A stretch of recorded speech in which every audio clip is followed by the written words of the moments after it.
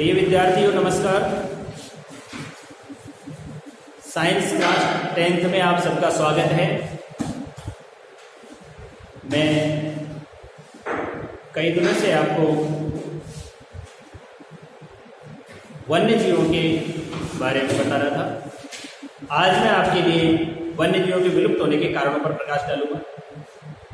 वन्य जीव से तात्पर्य मैंने आपको बताया था वे समस्त जीव जो एक प्राकृतिक परिवेश या आवास में रहते हैं क्या कहलाते हैं? वन्य जीव कहलाते हैं। ये बात मैं आपको बता चुका हूं।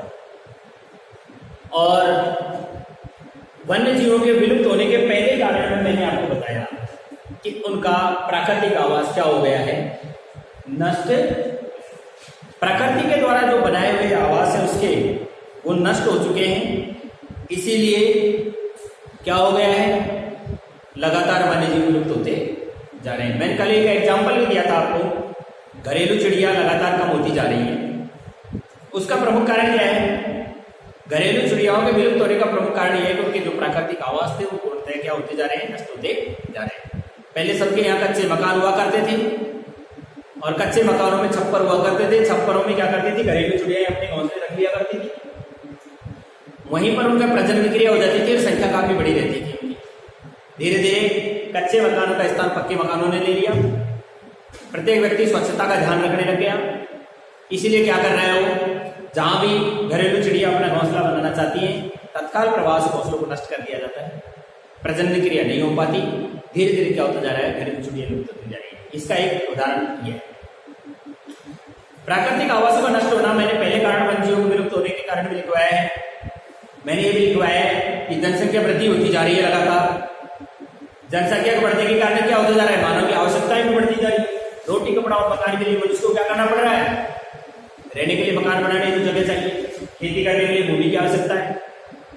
उसी प्रकार उद्योग धंधे बढ़ते जा रहे हैं, इसके लिए भूमि की आवश्यकता है। तो क्या किया जा रहा है? जंगलों को नष्ट किया जा रहा है और उसके स्थान पर आवास, कृषि और उद्योगों को स्थापित किया जा रहा है। जब प्राकृतिक आवास नष्ट हो जाएंगे तो वन्य जीव अपने आप नष्ट हो जाते हैं। कई बार क्या है, बड़ी बड़ी योजनाएं बना दी जाती है। बृहद जल परियोजना जिनको कहते हैं, जैसे भांगड़ा नांगल है, भाई बजाज है, टिहरी गढ़वाल है। इस प्रकार की जो ये परियोजनाएं हैं, व्यास परियोजना है, चंबल नदी घाटी है, ये इस तरह की जो परियोजनाएं बनाई जाती है। परियोजनाओं में क्या होता है? बड़े बड़े बांधों को बनाकर के जल को एक स्थान पर भराव किया जाता है, इकट्ठा किया जाता है। तो वन क्षेत्र उस भराव वाले क्षेत्र में जब आ जाता है तो डूब करके पेड़ पौधे और वन्य जीव क्या हो जाते हैं? नष्ट हो जाते हैं। इस प्रकार भी उनका प्राकृतिक परिवेश नष्ट होता जा रहा है, वन्य जीव भी नष्ट होते हैं। बहुत से क्षेत्र ऐसे हैं जो वन्य क्षेत्र में आ रहे हैं, पहाड़ी क्षेत्र हैं, खनन कार्य भ्रष्टाचार के द्वारा किया जा रहा है, घूसखोरी रिश्वत चल रही है, भाई भतीजावाद का सिद्धांत अपना लेते हैं लोग और क्या करते हैं? जंगलों में उनको इजाजत दे देते हैं क्या करने की? खनन कार्य। लोग खनन कार्य करते हैं। खनन कार्य करने से क्या होता है? प्रदूषण बढ़ जाता है, वातावरण में प्रदूषण उत्पन्न हो जाता है। Sulphur dioxide, nitroxide, carbon dioxide, carbon monoxide आदि गैसों का प्रादुर्भाव हो जाता है। फलस्वरूप बरसात होती है तो अम्लीय बरसात होती है। बहुत से जो वन्य जीव हैं उस अम्लीय वर्षा के कारण भी क्या हो जाते हैं? नष्ट हो जाते हैं। समुद्रों में तेल निकल करके और आयात निर्यात का व्यापार किया जाता है। टैंकरों से तेल का रिसाव हो जाता है। बहुत बड़े जलभाग पर तेल फैल जाता है। तेल के जल में फैलने से जल में विद्यमान ऑक्सीजन की क्षमता खत्म हो जाती है तो जलीय जीव मारे जाते हैं। इस प्रकार भी प्राकृतिक परिवेश नष्ट होता जाता है। अब वन्य जीवों का अवैध शिकार पॉइंट से मैं आपको नंबर 2 पर आज यहां से समझाना चाहूंगा। एक और मैंने बताया था ग्लोबल वार्मिंग हो रहा है। ग्लोबल वार्मिंग का मतलब समझते हो क्या? वायुमंडलीय या वातावरण के तापमान का क्या हो जाना? बढ़ जाना ही क्या कहलाता है? Global warming. वातावरण का तापमान कब बढ़ता है? जब वातावरण में प्रदूषण का स्तर बढ़ता चला जाता है। आपको पता होगा थोड़े दिन पहले लॉकडाउन लग गया था तो पंजाब से हिमालय दिखाई देने लग गया था। अन्यथा जस्ट हिमालय के नीचे चले जाओ ना तब भी हिमालय दिखाई नहीं देता। कई बार हम जाते हैं आगे फाड़ फाड़ करके वो देखते रहते हैं हिमालय कहाँ है, हिमालय कहाँ है, लेकिन केवल धुआं के अलावा कुछ नहीं दिखाई देता हूं। और अब थोड़े दिन पहले ऐसे हुआ था, लॉकडाउन की स्थिति में सब जगह पर्यावरण प्रदूषण बिल्कुल खत्म सा हो गया था, क्योंकि वाहन चले नहीं थे और विजिबिलिटी यानी दिखाई देना दूर तक शुरू हो गया था। पंजाब से हिमालय का शिखर दिखाई देने लग गया।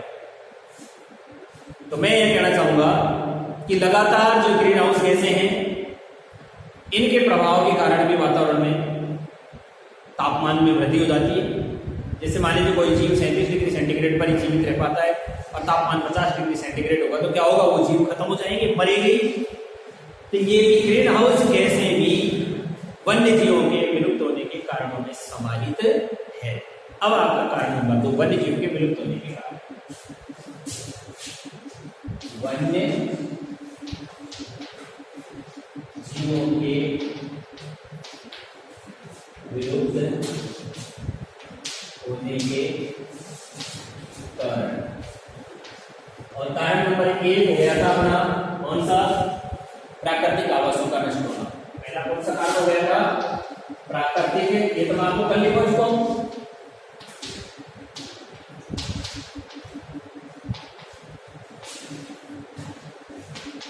प्राकृतिक आवासों का नष्ट होना, ये तो मैंने आपको कल लिखा दिया। नंबर 2 है आपका, नंबर 2 अब आ गया है वन्य जीवों का अवैध शिकार।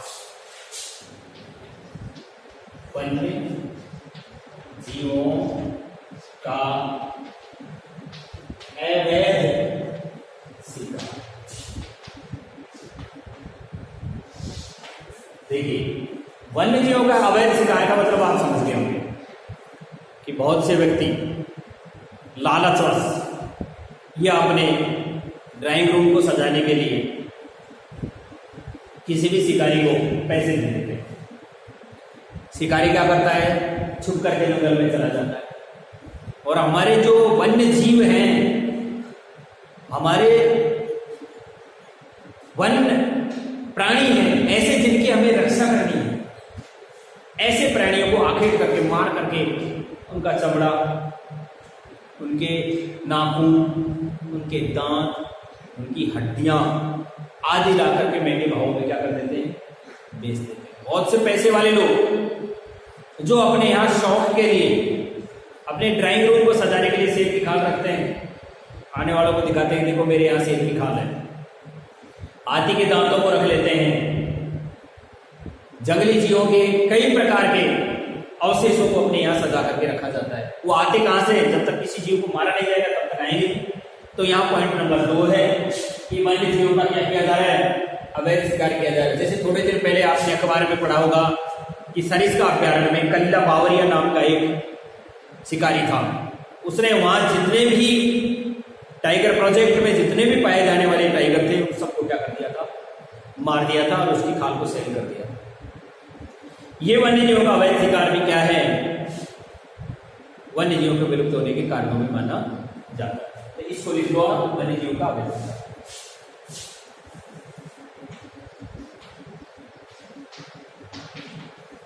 तो शिकारी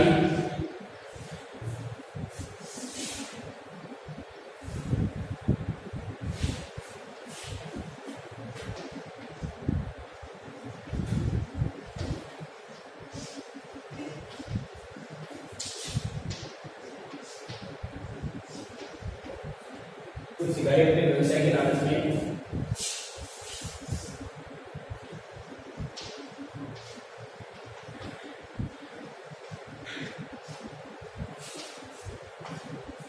शौकीन व्यक्तियों को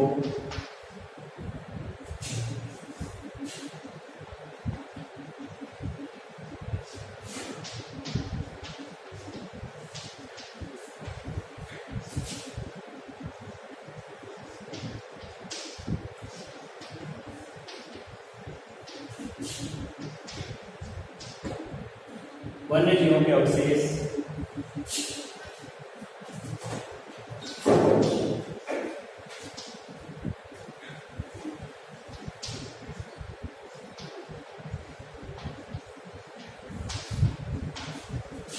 महंगे दामों में बेच देते हैं।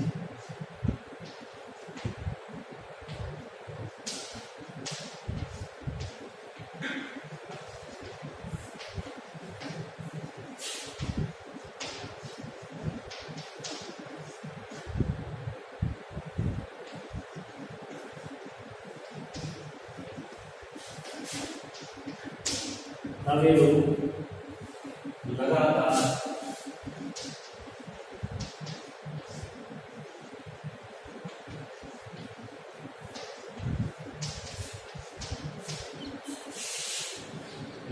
वन्य जीवों का अवैध शिकार करके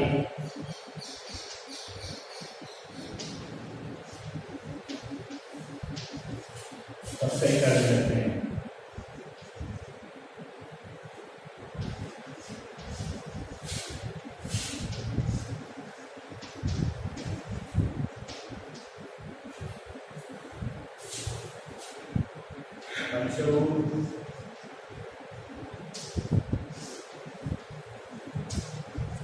वन्य जीव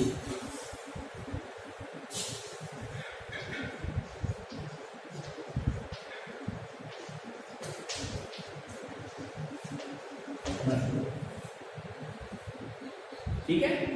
तीसरा ले लीजिए इसमें प्रदूषण, पॉइंट नंबर 3 है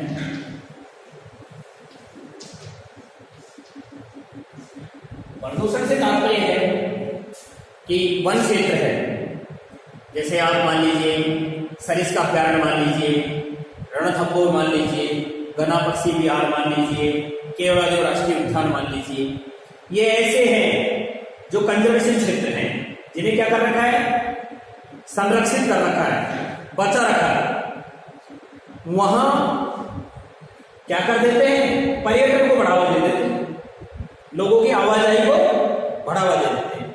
अब लोग वहां क्या करते हैं, अपने वाहनों से जाते हैं, फलस्वरूप क्या होता है, पर्यावरण में प्रदूषण होता है। बहुत से वन्य जीव से पसंद करना छोड़ देते हैं स्थान को और दूसरे स्थान पर चले जाते हैं, या किसी अन्य कारण से शिकार होकर के मारे जाते हैं। ये भी वन्य जीवों के विलुप्त होने का नंबर 3 कारण है। लगातार पर्यावरण में प्रदूषण का बढ़ना, लोगों की आवाजाही वन्य जीवों को अपना स्थान छोड़ने पर विवश कर देते हैं, फलस्वरूप वन्य जीव विलुप्त होते जाते हैं। 100 रुपये लिख लेंगे, पर्यटन को बढ़ावा देना,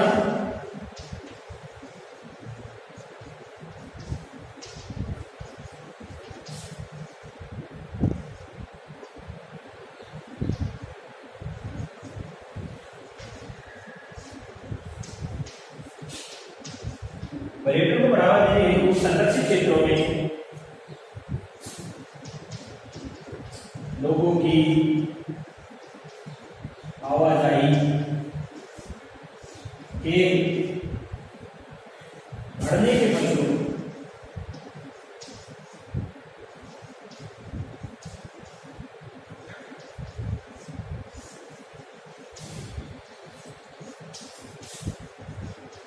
पर्यावरण का प्रदूषण हो रहा है, जो वन्य जीवों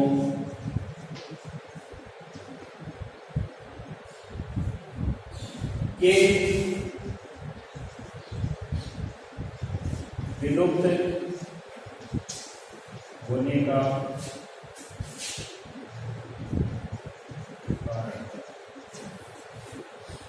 मेरे हिसाब से आपके 4 पॉइंट तैयार हो गए होंगे। 3 पॉइंट हो गए।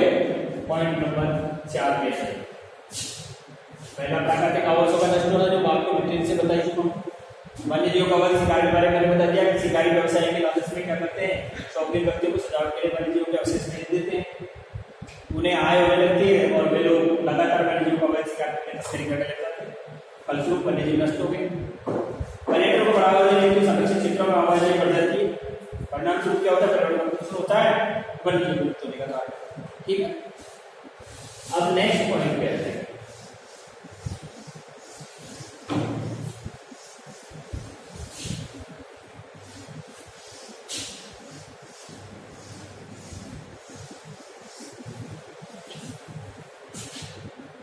नेक्स्ट पॉइंट में है मानव तथा वन्य जीवों में होने वाला पॉइंट नंबर 4, मानव तथा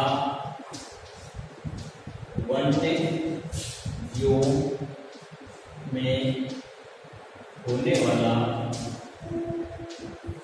संघर्ष।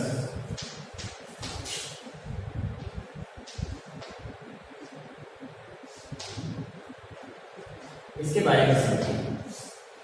मानव और वन्यजीवों में संघर्ष कैसे होता है? कई बार क्या होता है कि वन्यजीव है ना, जो अपना संरक्षित जो क्षेत्र है, आरक्षित जो क्षेत्र है, वन अभ्यारण्य भाग है या राष्ट्रीय उद्यान भाग है या कोई भी पार्क है जिसके अंदर वो रह रहा है, उस स्थान को क्या कर देता है? छोड़ देता है और अपनी गतिविधि दूसरे क्षेत्र की ओर बढ़ा लेता है, घूमता हुआ किसी आबादी क्षेत्र में चला जाता है। लोग उसे देख करके क्या करते हैं? दौड़ते भागते हैं। वो विचलित होता है, विचलित होकर लोगों के ऊपर क्या करता है? आक्रमण कर देता है। एक दो व्यक्तियों को घायल करता है, लोग समूह बना करके और उसको क्या कर देते हैं? मार। आपने इस लॉकडाउन के दौरान में देखा होगा कि बहुत सारे वन्यजीव आबादी क्षेत्र में घुसे आए। लोगों ने कई टाइगरों को, कई लेपर्ड्स को, कई भालुओं को, कई जो वन्यजीव हैं उनको क्षति पहुंचाई और वो मारे गए। आपने बहुत से क्रोकोडाइल देखे होंगे, निकल कर, घड़ियाल क्रोकोडाइल है ना, निकल करके गांव में आके उनको पकड़ करके उनको रेस्क्यू करके ले जाया गया है ना। तो ये स्थिति क्या है? ये स्थिति वन्यजीवों में और मानव में क्या उत्पन्न कर देती है? संघर्ष उत्पन्न कर देती है। ये भी एक वन्यजीवों के विलुप्त होने के कारणों में रहा।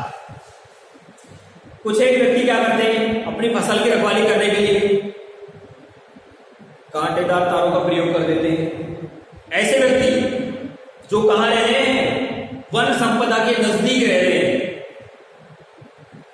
पशु इस बात को नहीं समझता है मुझे यहां नहीं जाना चाहिए, गलती से पशु वहां उधर विचरण कर जाता है, कांटेदार तारों में फंस जाता है।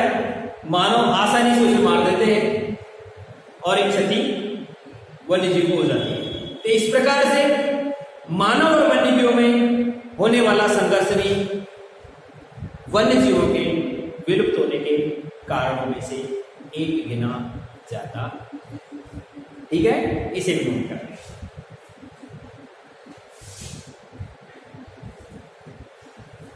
वन्यजीव अपने संरक्षित क्षेत्र को किन्हीं कारणों से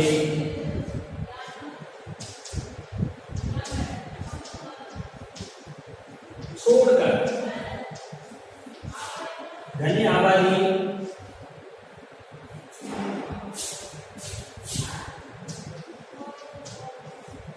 वाले क्षेत्रों में प्रवेश कर जाते हैं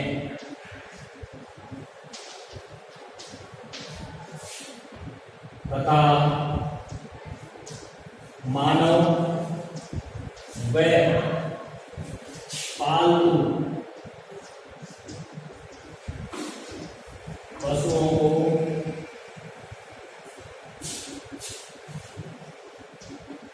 क्षति पहुंचा देते हैं।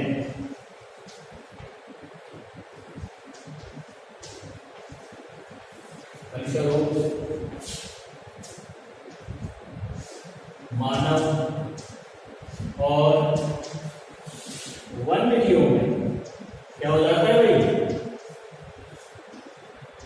वन्यजीवों में संघर्ष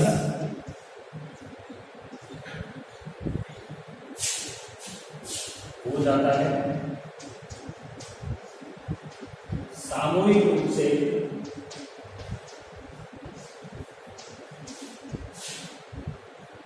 आक्रमण करके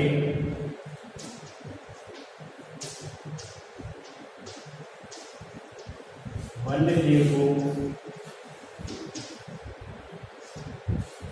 सामूहिक रूप से आक्रमण करके वन्यजीव को क्या कर दिया जाता है? क्षति पहुंचा दी जाती है।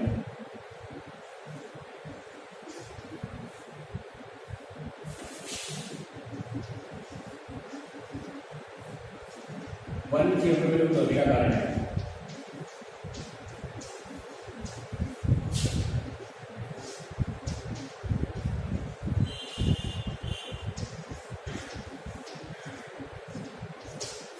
भी क्या है, वन्य जीवों के विलुप्त होने के कारणों में गिना जाता है। आगे होगा आपको समझ में ये बात कि किस तरह से नुकसान पहुंचाया जाता है।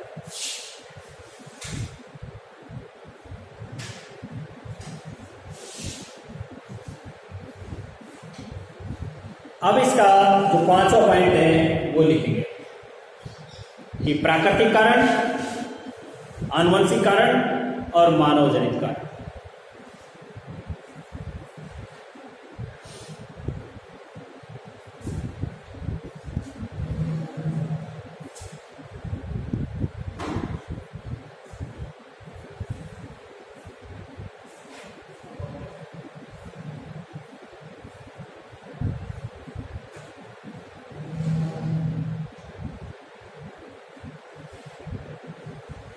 इसके नीचे एक नोट लिख लेंगे कि इन कारणों के अलावा इसका गलत है, इन कारणों के अलावा वन्य जीवों को विलुप्त होने के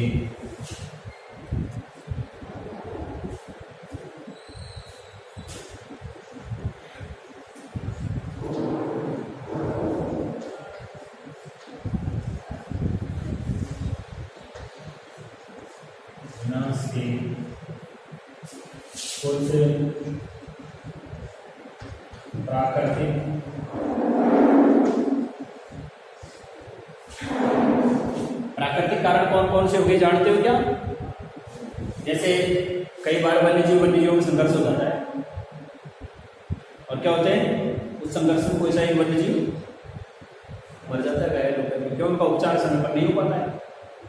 कुछ आनुवंशिक कारण भी होते हैं कि कई बार किसी वन्य जीव को कोई आनुवंशिक बीमारी हो जाती है, जैसे कैंसर आदि का हो जाना, जो उनकी एक पीढ़ी से दूसरी पीढ़ी में चलती रहती है। कई बार क्या होता है कि ये प्रदूषित मांस वगैरह का भक्षण कर जाते हैं, इनको इन्फेक्शन हो जाता है, इन्फेक्शन होकर के क्या हो जाते हैं, वन्य जीव समाप्त हो जाते हैं। तो विनाश के कुछ प्राकृतिक, आनुवंशिक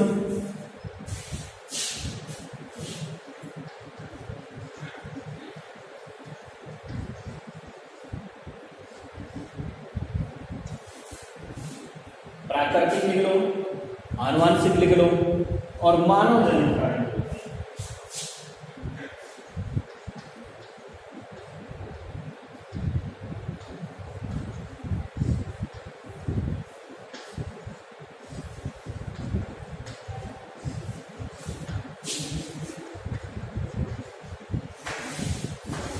यहाँ तक की बात आपकी इंग्लिश मीडियम स्टूडेंट है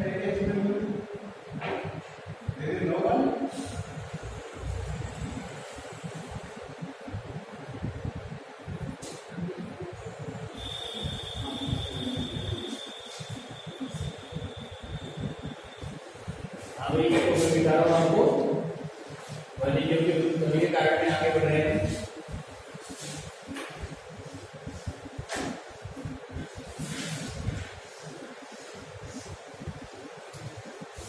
देखो, भारत में एक वन नीति बनी थी कि वनों को काटना इस तरह से कानूनी रूप से क्या है, अपराध की श्रेणी में रखा गया था। इसे हम राष्ट्रीय वन नीति के नाम से जानते हैं। किस नाम से जानते हैं? राष्ट्रीय वन नीति के नाम से। तो भारत में वन्य जीव संरक्षण 1952 से 1972 तक राष्ट्रीय वन नीति के अंतर्गत होता था। कैसे होता था उस समय? 1952 से 1972 तक जो वन्य जीवों का संरक्षण किया जाता था वो किसके तहत होता था? राष्ट्रीय वन नीति के अंतर्गत होता था। इस पॉइंट को लिखेंगे, भारत में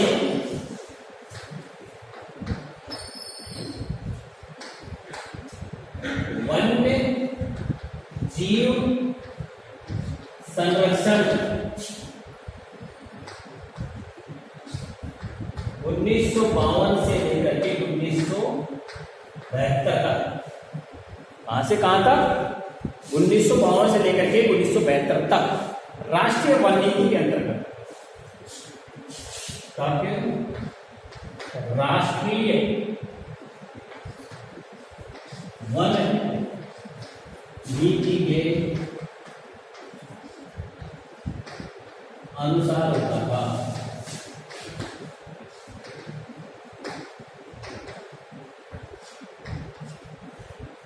भारत में वन्य जीवों का संरक्षण 1952 से लेकर 1972 तक किसके तहत होता था? एक प्रश्न बन गया छोटा सा आपका। आपसे पूछा जाए एक नंबर के क्वेश्चन में कि 1952 से 1972 तक भारत में वन्य जीवों का संरक्षण किस नीति के अनुसार होता था? तो राष्ट्रीय वन नीति के अनुसार। हो गया एक नंबर का क्वेश्चन। हर लाइन आपको एक प्रश्न देगी, ठीक है। फिर वन्य जीवों की सुरक्षा के लिए 1972 में वन्य जीव सुरक्षा अधिनियम बनाया। नेक्स्ट पॉइंट लिखेंगे, वन्य जीवों की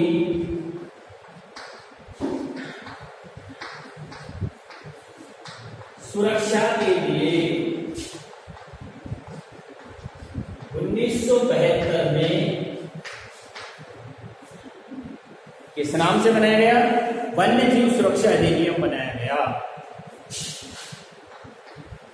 वन्य जीव सुरक्षा अधिनियम बनाया। आपसे पूछा जाएगा कि वन्य जीव सुरक्षा के लिए 1972 में कौन सा अधिनियम बनाया गया था? वन्य जीव सुरक्षा अधिनियम बनाया गया। वे दो क्वेश्चन आपसे यूं पूछा जाए, वर्तमान में कई संशोधनों के साथ क्या कर दिया गया है? इसे लागू कर दिया गया। वर्तमान में कई संशोधन हो गए, किसमें?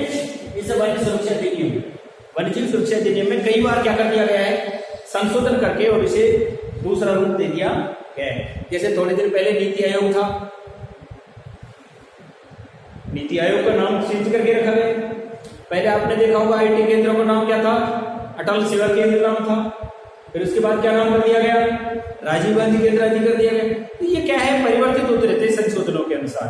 तो इसी प्रकार से वन्य जीव सुरक्षा अधिनियम 1972 में जो बना था वो कई संशोधनों के बाद हुआ। संसार में पूरे में एक जागृति आई और 1948 में प्राकृतिक संरक्षण के लिए IUCN का गठन हुआ। IUCN किसका गठन हुआ? विश्वव्यापी चेतना के तहत 1948 में विश्व व्यापी चेतना के तहत विश्वव्यापी चेतना के तहत अंतरराष्ट्रीय संस्था का गठन हुआ।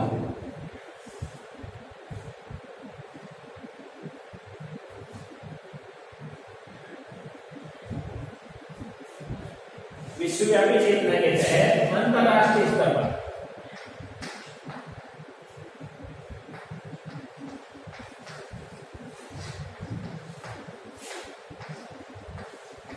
अब देखिए यहां पर एक संशोधन है। एक किताब में तो विश्वव्यापी चेतना के तहत 1948 में प्राकृतिक संरक्षण बता रखा है, एक पुस्तक में 1968 बता रखा है। एक में तो क्या बता रखा है? 1948 बता रखा है। एक में 1984 भी बता रखा है, एक में 1968 भी बता रखा है। वास्तविकता मेरे हिसाब से ये 1984 होनी चाहिए। क्यों? क्योंकि 1972 तक तो अपन यहीं आ गए भाई। 1952 से 72 तक राष्ट्रीय वन नीति बन गई। 1972 में वन्य जीव सुरक्षा अधिनियम बना। उसके बाद विश्वव्यापी चेतना के तहत अंतरराष्ट्रीय स्तर पर क्या बना? 1984 तो है, लेकिन कई जगह इसे किताबों में क्या लिखा हुआ है? 1948 लिख रखा है। कई किताबों में इसे 1968 के नाम से भी जाना जा रहा है ना। यहां थोड़ा सा मतभेद है किताबों में। मेरे हिसाब से 1984 होना चाहिए। तो अंतरराष्ट्रीय संस्था बनी, अंतरराष्ट्रीय स्तर पर IUCN का गठन हुआ। IUCN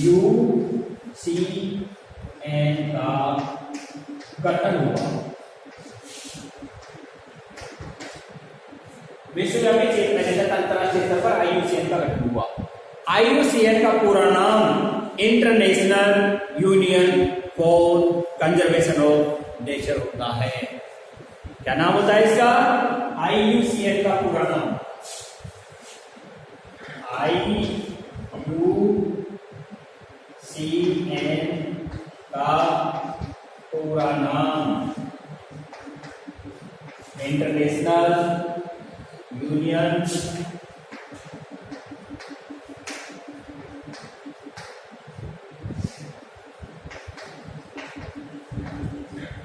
और कंजर्वेशन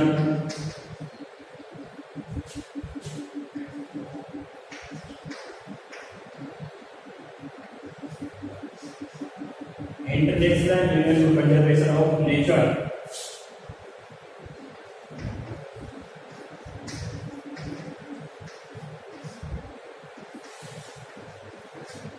आपसे पूछा जा सकता है कि IUCN का पूरा नाम बताइए, तो क्या हो जाएगा? International union for conservation of nature. इसका क्या हो गया है? पूरा नाम हो गया। इसने क्या किया? IUCN का प्रमुख कार्य क्या था? कि IUCN ने विलुप्ति के कगार पर पहुंच गई जातियों को एक पुस्तक में संकलित किया। IUCN ने क्या किया बताओ? कि IUCN ने विलुप्ति के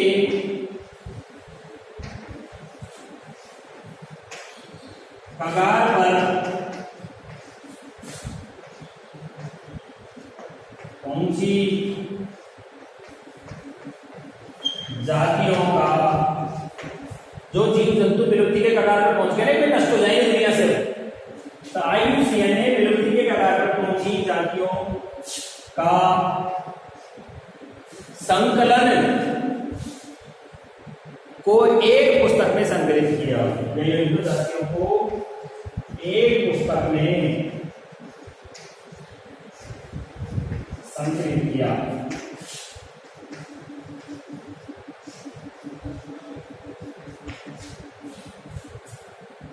कि IUCN ने विलुप्ति के कगार पर पहुंची जातियों को एक पुस्तक में क्या किया? संकलित किया। हो गया? अब जब इसने संकलित कर दिया तो किस नाम से जानते हैं? रेड डेटा बुक के नाम से जानते हैं। संकलित पुस्तक का नाम, पॉइंट अपने आप एक एक लाइन का प्रश्न है, अगर देखोगे संकलित पुस्तक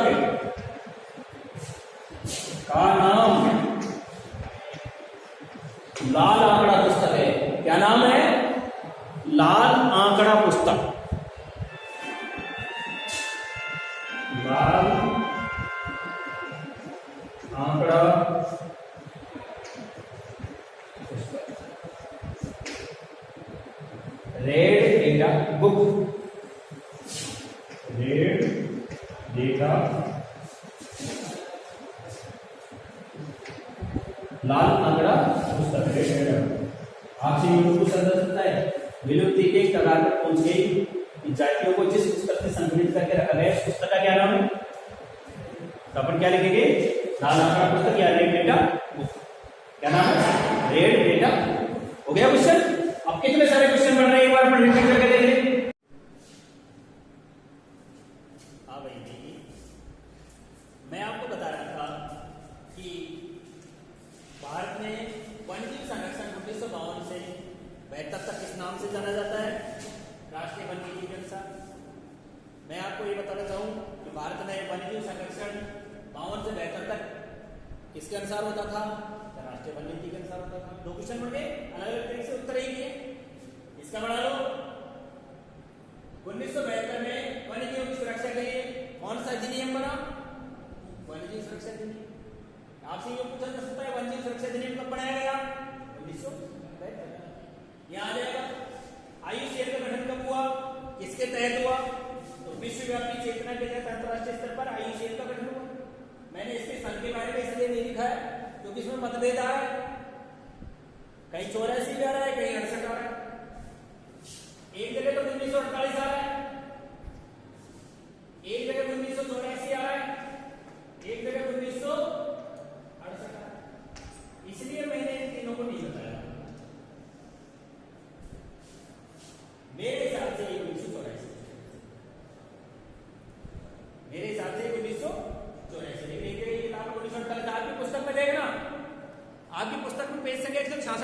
हुआ है 1948 में प्राकृतिक संरक्षण के लिए अंतरराष्ट्रीय संस्था IUCN का गठन हुआ। ऐसा आपकी किताब में लिखा हुआ है पेज संख्या 166।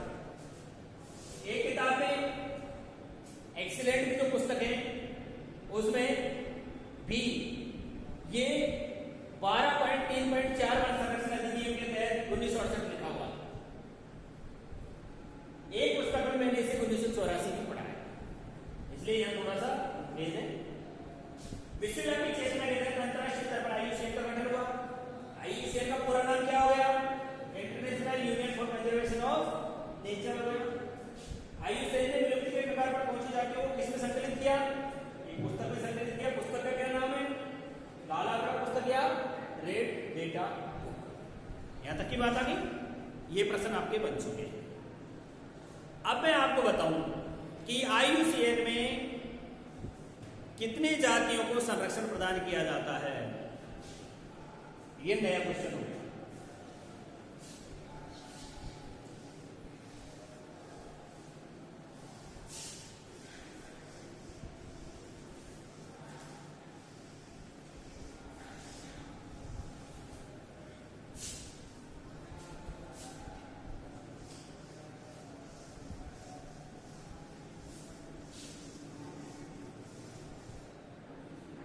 लिखेंगे कि IUCN में निम्न 5 जातियों को परिभाषित किया है। IUCN में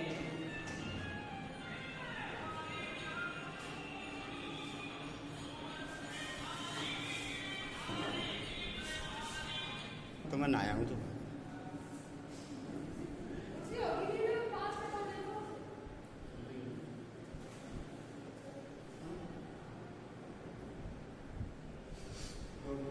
हाँ भाई देखिए, मैं आपको बता रहा था कि IUCN में 5 जातियों को जिनको संरक्षण प्रदान करना है ना, उन्हें परिभाषित किया है। IUCN में निम्नलिखित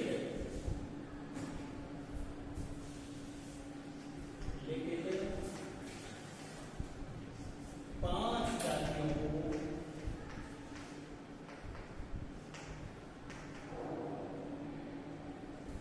समाहित किया है।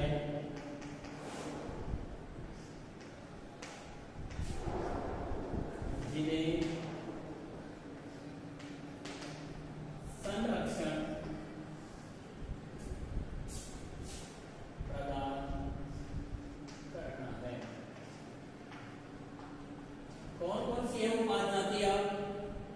पहली लिखेंगे, पहले में आपको लिखना है विलुप्त जातियां। सबसे पहला है हमारा विलुप्त जातियां। विलुप्त जातियां में देखेंगे कि वे जातियां जो संसार से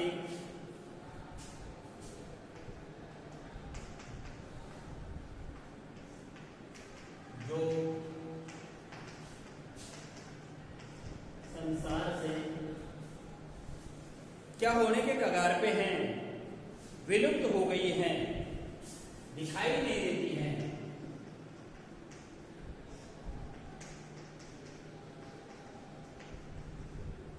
कि वे जातियां जो संसार से विलुप्त हो गई हैं, विलुप्त जातियों की श्रेणी में रखेंगे।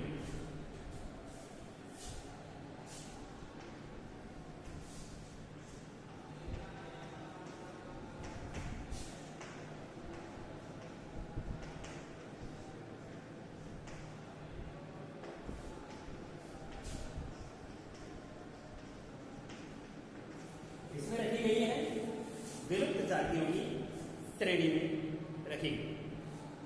जीवित ही नहीं है, जैसे डायनासोर है, राइनिया है।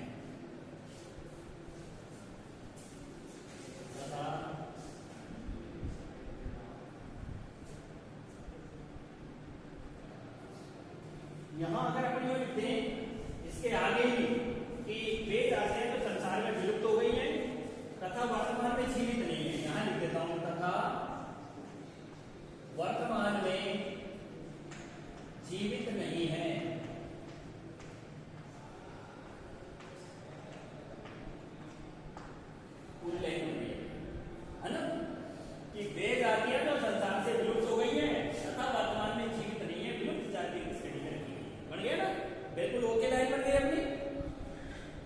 एग्जांपल डाल दो, डायनासोर सुनते हैं कंकाल मिलते हैं, या राइनिया आदि। जैसे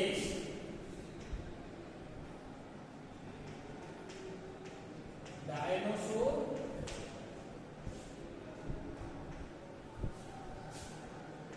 राइनिया आदि। डायनासोर और राइनिया एग्जांपल हो गया, जैसे डायनासोर और राइनिया। नेक्स्ट में लिख दो संकटग्रस्त जातियां।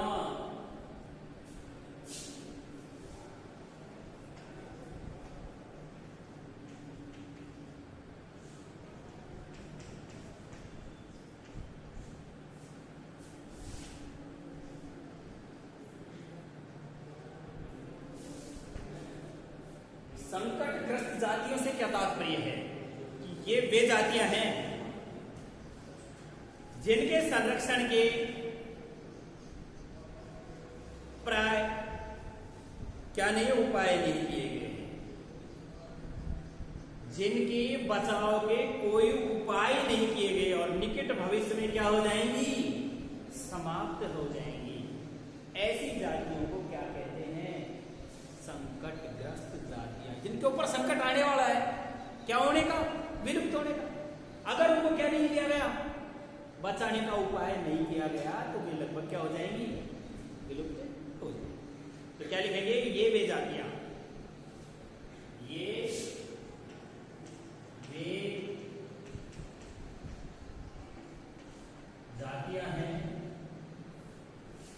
ये वे जातियां हैं जिनके संरक्षण के उपाय नहीं किए गए, तो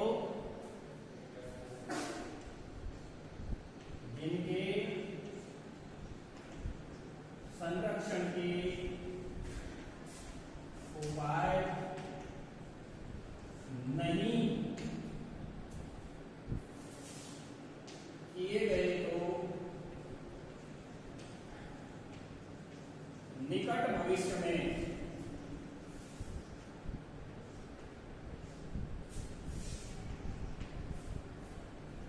ये वे जातियां हैं जिनके संरक्षण के उपाय नहीं किए गए, तो निकट भविष्य में क्या हो जाएगा, ये समाप्त हो जाएगी।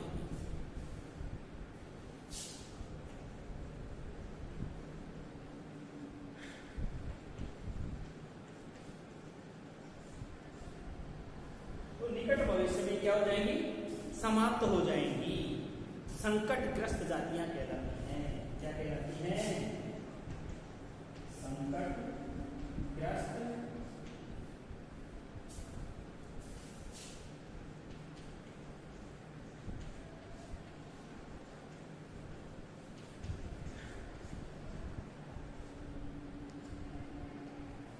संकटग्रस्त जातियां कहलाती हैं। एग्जाम्पल डाल दो, गेंडा, घोड़ावन, बब्बर शेर, बघेरा, गेंडा, घोड़ावन,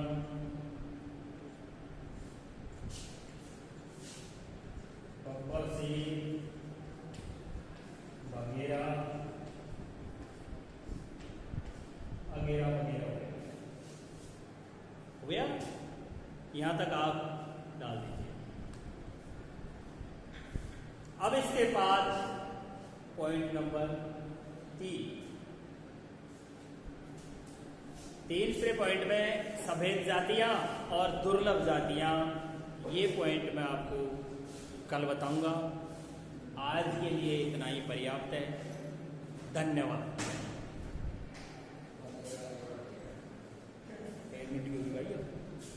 11 मिनट की दिया होगी, पहला कितनी